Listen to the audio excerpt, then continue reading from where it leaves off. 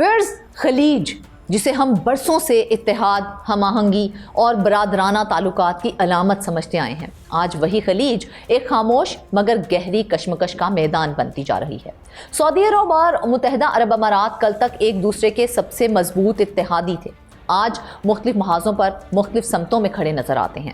یمن کی جنگ ہو، بحیرہ احمر کی بندرگاہیں ہوں یا عالمی معیشت میں اثر و رسوخ کی دوڑ ہو، سوال یہ ہے کہ کیا یہ صرف مفادات کا اختلاف ہے یا خلیجی سیاست ایک نئے دور میں داخل ہو چکی ہے؟ آج کے ولاگ میں ہم بات کریں گے سعودی عرب اور یو اے ای کے درمیان بڑھتی ہوئی دوریوں، پردے کے پیچھے چلنے والی سیاست اور اس ممکنہ بحران کی جو پورے خطے کا نقشہ بدل سکتا ہے۔ آپ دیکھ رہے ہیں 92 نیوز ڈیجیٹل اور میں ہوں فرزانہ صدیق۔ تو ویئرز، خلیج کی بات کی جائے تو حالیہ برسوں میں خطے کی مجموعی صورتحال میں سعودی عرب اور متحدہ عرب امارات کے موقف اور پالیسیوں میں واضح فرق نظر آیا ہے۔ حالانکہ اس سے قبل دونوں ممالک طویل عرصے تک کئی مشترکہ معاملات میں قریبی اتحادی رہے ہیں۔ یہ اختلاف خاص طور پر بعض حساس علاقائی معاملات میں کھل کر سامنے آیا ہے، جن میں سب سے نمایاں یمن کی جنگ، سیاسی اور عسکری اثر و رسوخ کی تقسیم اور معاشی اور اسٹریٹجک مقابلے بازی ہے۔ اگر یہ اختلاف دونوں ممالک کے درمیان مکمل قطع تعلق کی صورت اختیار نہیں کر سکا، لیکن یہ ان کے تعلقات کی نوعیت میں تبدیلی کی نشاندہی ضرور کرتا ہے، یعنی کہ مکمل ہم آہنگ شراکت داری سے نکل کر ایسے تعلق کی طرف جانا جو بدلتے ہوئے مفادات اور ہر ریاست کے اپنے حساب کتاب پر مبنی ہو۔ چونکہ سعودی عرب اور امارات خلیجی تعاون کونسل کے دو سب سے بڑے ممالک ہیں، اس لیے معاشی حجم اور آبادی کے اعتبار سے ان کے درمیان مسابقت کا پایا جانا بھی فطری ہے، خاص طور پر اس تناظر میں کہ دونوں ممالک میں قیادت کی نئی نسل سامنے آ چکی ہے، جن کے اہداف، خواہشات اور ویژن بعض اوقات ایک دوسرے سے متصادم ہو جاتے ہیں۔ حالیہ دنوں میں سعودی میڈیا نے متحدہ عرب امارات پر کھلے عام غداری کے الزامات عائد کیے ہیں۔ ویئرز، اس نوعیت کی جارحانہ زبان خلیج میں 2017 میں قطر سے تعلقات منقطع ہونے کے بعد پہلی بار دیکھنے میں آئی، جس سے خطے میں ایک نئے بحران کے خدشات جنم لے رہے ہیں۔ یہ صورتحال یمن میں حالیہ جھڑپوں کے پس منظر میں سامنے آئی ہے، جہاں ریاض اور ابوظبی مختلف فریقوں کی حمایت کر رہے ہیں۔ سعودی عرب نے بین الاقوامی طور پر تسلیم شدہ یمنی حکومت کی حمایت میں کارروائی کی ہے، جبکہ امارات کی حمایت یافتہ علیحدگی پسند قوتیں اس کے مقابل تھیں۔ ویئرز، آپ کو یہ بھی بتائیں کہ ان جھڑپوں کے بعد متحدہ عرب امارات نے اعلان کیا ہے کہ وہ یمن میں موجود اپنی باقی فورسز واپس بلا رہا ہے۔ امارات کا کہنا تھا کہ یہ فیصلہ یمن میں اپنے کردار پر دوبارہ غور کرنے کے بعد کیا گیا ہے۔ سعودی عرب نے اس فیصلے کو خوش آئند قرار دیا ہے، لیکن ساتھ ہی یہ واضح بھی کیا ہے کہ اتحاد کی اجازت اور مشاورت کے بغیر کسی بھی فریق کو فوجی مدد فراہم نہیں کی جانی چاہیے۔ یہ اختلاف صرف فوجی معاملات تک ہی محدود نہیں ہیں، بلکہ یمن کے جنوبی اور مشرقی علاقوں میں اثر و رسوخ کے لیے مقابلے کی بھی نشاندہی کرتے ہیں، خاص طور پر حضرموت اور المہرہ جیسے وسائل سے بھرپور صوبوں میں۔ اسی وجہ سے سعودی اتحاد نے امارات کی حمایت یافتہ علیحدگی پسندوں کے خلاف براہ راست فوجی کارروائی کی وارننگ بھی دی ہے۔ اس تناظر میں سعودی مصنف سلیمان العقیلی نے فیس بک پر شائع ہونے والے اپنے ایک مضمون میں لکھا ہے کہ سعودی عرب نے یمن کی جنگ کو قومی سلامتی اور علاقائی استحکام کی جنگ کے طور پر لڑا ہے، جس کا مقصد حوثی بغاوت کا خاتمہ اور ایران کے اثر و رسوخ کا سد باب تھا۔ ان کے بقول اماراتی حمایت کے ذریعے جنوبی علاقوں میں اندرونی محاذ کھول کر جنگ کا رخ عسکری اور سیاسی طور پر موڑ دیا گیا ہے۔ وہ مزید لکھتے ہیں کہ اس حکمت عملی کے نتیجے میں قانونی طور پر بنی یمنی حکومت کمزور ہو گئی ہے، اس کے دفاعی محاذ بکھر گئے ہیں اور بالواسطہ طور پر حوثیوں کو فائدہ پہنچا ہے، کیونکہ جنگ ریاست کی بحالی کے بجائے طاقت اور مفادات کی کشمکش میں تبدیل ہو گئی ہے، جس سے اتحاد کا مشترکہ ہدف متاثر ہوا ہے۔ یمن میں جنوبی یوتھ کونسل کے سربراہ خطاب احمد نے social media platform X پر یہ کہا کہ امارات نے ہمارے ساتھ زمینی محاذ پر جنگ لڑی اور آزادی کی رات ان کے پہلے شخص نے اپنی جان دی، جس کا پاکیزہ خون ہماری زمین میں شامل ہے۔ انہوں نے مزید یہ کہا کہ کسی ریاست سے اختلاف ہونا ایک الگ بات ہے، لیکن یہ انتہائی افسوسناک ہے کہ امارات جیسے بڑے ملک کے خلاف جھوٹ بولا جائے، الزامات لگائے جائیں اور اس کی کردار کشی کی جائے۔ ویئرز، گزشتہ کئی ہفتوں کے دوران دونوں ممالک کے درمیان فاصلے میں اضافہ دیکھنے میں آیا ہے، جس کی وجہ سے سعودی میڈیا اور سوشل میڈیا پلیٹ فارمز پر متحدہ عرب امارات کے خلاف مسلسل تنقیدی حملے ہیں۔ ان حملوں میں امارات پر انسانی حقوق کی خلاف ورزیوں سے لے کر غداری اور اشتعال انگیزی جیسے سنگین الزامات تک عائد کیے گئے ہیں۔ اس کے جواب میں متحدہ عرب امارات نے بارہا اس بات پر زور دیا ہے کہ وہ سعودی عرب اور خلیجی اتحاد کے ساتھ اپنی اسٹریٹجک شراکت داری پر قائم ہے۔ امارات کا کہنا ہے کہ بعض معاملات میں رائے یا اندازے کا فرق کسی بنیادی اختلاف یا سیاسی کشیدگی کی علامت نہیں ہوتا۔ متحدہ عرب امارات کی وزارت خارجہ نے 31 دسمبر کو جاری کیے گئے بیان میں واضح کیا کہ ریاض کے ساتھ معاشی سیکیورٹی اور سیاسی سطح پر رابطہ اور تعاون مسلسل جاری ہے اور خطے میں کسی بھی قسم کی عسکری یا سفارتی کارروائی مشترکہ اتحاد کے دائرہ کار میں کی جاتی ہے۔ بیان کے مطابق یہ تعاون خلیج کے استحکام اور مشترکہ مفادات کے تحفظ کے عزم کی عکاسی کرتا ہے۔ خلیج میں اس نوعیت کی جارحانہ زبان 2017 کے بعد پہلی بار سننے میں آ رہی ہے،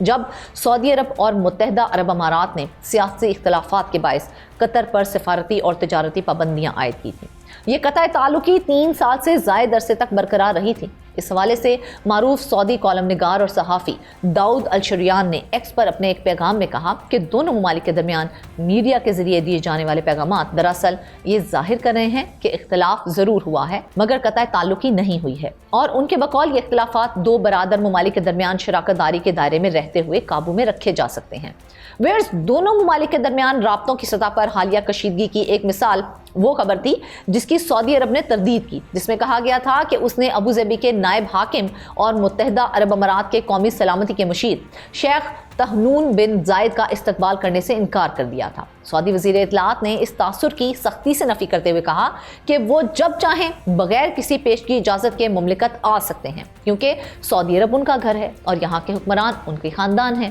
اس واقعے پر تبصرہ کرتے ہوئے سعودی مشیر عبداللہ بن محمد آل الشیخ نے کہا کہ سعودی عرب اور متحدہ عرب امارات کے درمیان برادرانہ تعلقات کی گہرائی کو واضح طور پر ظاہر کیا ہے۔ ایسے تعلقات جو باہمی اعتماد اور احترام پر قائم ہیں اور ہر طرح کے شکوک و شبہات کے پھیلانے کی کوششوں سے کہیں بالاتر ہیں۔ ویئرز گزشتہ برسوں میں سعودی عرب اور متحدہ عرب امارات نے علاقائی معاملات میں پہلے کے وسیع تعاون سے ہٹ کر کبھی کبھار متضاد اور مختلف پالیسیز اپنانا شروع کر دی ہیں۔ واشنگٹن میں عربی تحقیق اور پالیسی سٹڈیز کے امریکی ادارے کی رپورٹ کے مطابق ان اختلافات کی وجہ سے سعودی اور اماراتی اتحاد میں دراڑیں نظر آنے لگی ہیں، کیونکہ دونوں ممالک اپنی اسٹریٹجک ترجیحات کے مطابق اہم علاقوں میں اثر و رسوخ بڑھانے کی کوشش کر رہے ہیں جو سمندری گزرگاہوں اور بین الاقوامی راستوں سے جڑے ہوئے ہیں۔ BBC عربی سے بات کرنے والے ماہرین کا یہ کہنا ہے کہ یمن، سوڈان اور بحر احمر میں موجود سمندری گزرگاہیں اور بندرگاہیں سعودی عرب اور امارات کے درمیان علاقائی مقابلے کا اہم محور ہیں، مگر ساتھ ہی یہ دونوں کے مشترکہ مفادات کے لیے بھی ایک اسٹریٹجک مقام ہے۔ ماہرین کے مطابق اگرچہ امارات نے یمن میں جنوبی عبوری کونسل کی حمایت میں بھاری سرمایہ کاری کی ہے اور اپنی مضبوط عسکری موجودگی قائم کی ہے، وہ اب بھی ایریٹریا میں فوجی کردار اور سوڈان میں سپورٹ فورسز کی مدد کے ذریعے خطے میں سرگرم ہیں۔ انہوں نے مزید یہ کہا کہ مستقبل میں کسی بھی قسم کی اماراتی مداخلت کا انحصار سمندری گزرگاہوں اور علاقائی پانیوں میں اثر و رسوخ کے تنازع کے خطرات کا جائزہ لینے پر ہوگا۔ ویئرز ماہرین کا یہ بھی کہنا ہے کہ بحر احمر میں سعودی عرب اور امارات کے مفادات ایک دوسرے کے ساتھ مربوط ہیں اور وہ ایک دوسرے کی مددگار بھی ہیں۔ اگرچہ کچھ اقتصادی دائرہ کار جیسے بندرگاہوں کے معاملے اور سرمایہ کاری میں تضاد موجود ہے، مگر امارات علاقے میں تصادم نہیں بلکہ استحکام چاہتا ہے، جس میں جہاز رانی کی حفاظت، قزاقی اور سمگلنگ کے خلاف اقدامات اور سمندری استحکام شامل ہیں۔